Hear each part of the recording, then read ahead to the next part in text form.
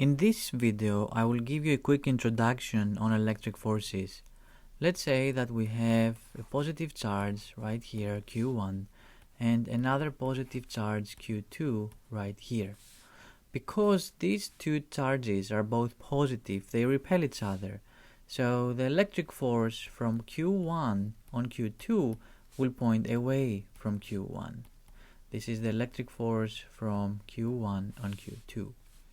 Now, the electric force from Q2 on Q1 will also point away from charge Q2.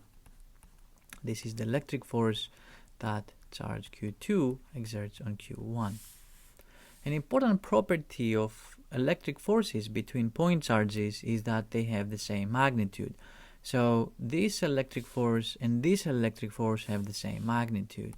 I can write the magnitude of the electric force from Q1 on Q2 is equal to the magnitude of the electric force that charge Q2 exerts on Q1. Now, if you had two negative charges, let's say a negative charge right here, let's say this is Q3 and this is Q4, the interaction between those two charges is again repulsive. So the electric force from charge Q3 on Q4 points away from charge Q3, and the electric force from Q4 on Q3 also points away from charge Q4. Now, what do we do if we have several charges at the same time? Let's say, for example, that I have a charge, a positive charge right here. This is Q1.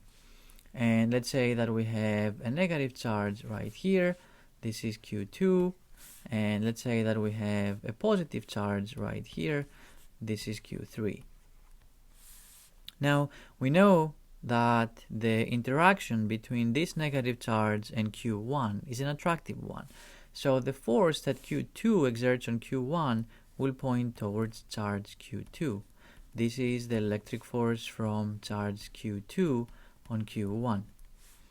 Now, we know that the interaction between Q1 and Q3 is a repulsive one because both of them are positive. So the force on Q1 by Q3 will point away from charge Q3. This is the electric force from Q3 on Q1. Now, we have two forces acting on charge Q1, and to find the net force we need to add this vector and this vector. And there are a number of different ways with which you can do that. One approach would be the tip-to-tail method, in which case you take this vector and you bring its tail to the tip of the other force. The other approach is to draw the parallelogram and then draw the diagonal. This diagonal is the net force, the net electric force acting on charge Q1. Now, this is a simple example where we only had three charges. If you had another charge, let's say a charge Q4, you would need to draw the force from Q4 on Q1, and then you would have to add that also with the rest of the forces to find the net force.